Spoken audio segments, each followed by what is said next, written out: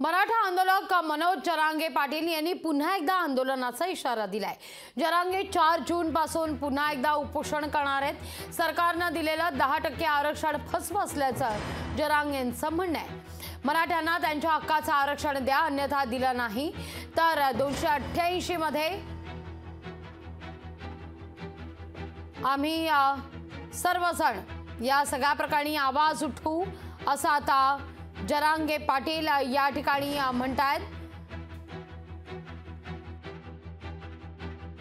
उपोषण 4 जूनला आहे, 8 जूनला सभा आहे। उद्या आम्ही 1 वाजता नारायणगडावरती सगळे लोक पाणी करायसाठी चाललो आहे। तिथली काय तयारी, कशी तयारी आहे या संदर्भात उद्या चाललो आहे आम्ही नारायणगडावरती। कशा स्वरूपाची तयारी, काय तयारी झाली, कारण इथं अंतरवालीत आम्ही 170 मध्ये घेतला कार्यक्रम एकरमध्ये।